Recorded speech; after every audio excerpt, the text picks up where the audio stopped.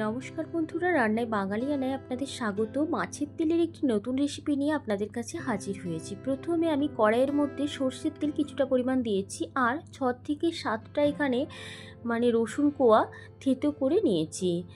এরপরে একটা শুকনো লঙ্কাকে একটুখানি কেটে নিয়েছি, 3-4 ফালি করে কেটে নিয়েছি। দিয়ে এরপরে এগুলোকে হালকা ভেজে নেব।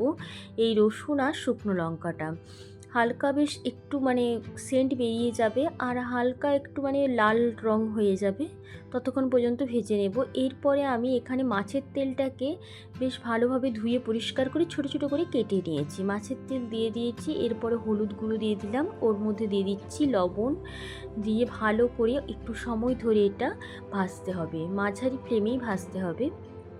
বেশ যতক্ষণ এগুলো একটুখানি লাল বর্ণ ধরে যাবে মাছের তেলটাতে, ততক্ষণ পর্যন্ত ভাজতে হবে এটা একদম বেশ ভালো করে। আর তলাটাই একটু মনে হবে যেন লেগে লেগে যাচ্ছে, সেটা একটুখানি ভালো করে মানে খুন্তির সাহায্যে সেখানটা পরিষ্কার করে নিলেই হবে। দিয়ে একদম ভালো করে দেখবেন লাল লাল হয়ে গেছে। এই যে লাল লাল হয়ে গেছে, ততক্ষণ পর্যন্ত আমি ভেজে নিয়েছি। এখন আমার ভাজা হয়ে গেছে। এরপরে আমি এখানে দুটো নিয়েছি, উচ্ছে নিয়েছি, আপনারা চাইলে একটা করলাও নিতে পারেন।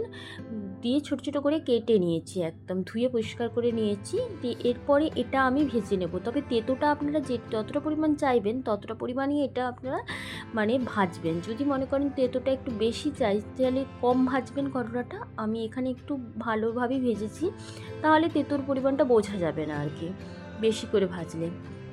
এখন আমার ভাজা হয়ে গেছে, দেখতে পাচ্ছেন বেশ ভালোভাবে মুচমুচে করে ভাজা হয়ে গেছে। এরপরে এখানে আমি দিয়েছি একটা আলু আর একটা পেঁয়াজ, ছোটো ছোটো করে একদম কেটে নিয়েছি, দিয়ে দিলাম এরপরে আলু আর পেঁয়াজটা। এরপরে এটাকেও আমি বেশ ভালো করে ভাজা আর সেদ্ধ দুটোই করে নেবো আলু পেঁয়াজটাকে, কারণ আলু যেহেতু দিয়েছি এখানে একটুখানি যেন সেদ্ধ হয়, সেই জন্য এটা একদম ফ্লেমটাকে কমিয়ে দিতে হবে, একদমই কমিয়ে দিতে হবে। কমিয়ে দিয়ে তবেই রান্নাটা করতে হবে। এখানে আপনারা এটা ঢাকা দিয়ে দিবেন। আমি এখানে ঢাকা দিয়ে দিয়েছি, দিয়ে এটাকে আলুটাকে সেদ্ধ হওয়া পর্যন্ত অপেক্ষা করছি। এখন আমি ঢাকা খুলে নিচ্ছি, আলুটা আমার সেদ্ধ হয়ে গেছে।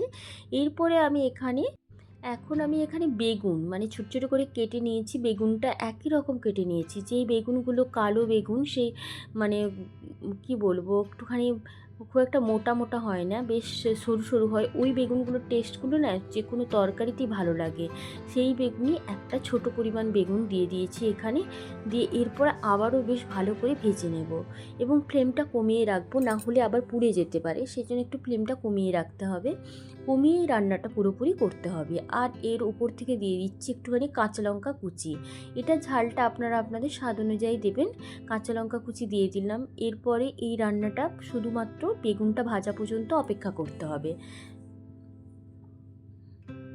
এখন আমার বেগুনটা ঢাকা দিয়ে দিলাম, বেগুনটা এরপরে ভাজা হয়ে গেছে। এরপরে হচ্ছে এটা একদম দেখতে পাচ্ছেন যে খুব সুন্দর একটা কালার এসে গেছে, পুরোপুরি দেখিয়ে দিচ্ছি। এত সুন্দর কালার হয়েছে, এটা গরম ভাতের সাথে দুর্দান্ত খেতে লাগবে। আমি একটা পাত্রে এটা সার্ভ করে দেখিয়ে দিচ্ছি যে কীরকম দেখতে হয়েছে। কালারটা দেখতে পাচ্ছেন, একটু কালচে টাইপের দেখতে হবে, আর খেতে তো অসাধারণ হবে। এটা গরম ভাতে যদি মেখে খান তাহলে তো আর কিছুই লাগবে না।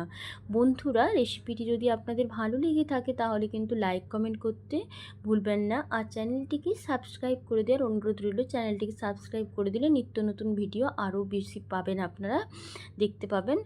আর ধন্যবাদ বন্ধুরা, ভালো থাকবেন, সুস্থ থাকবেন।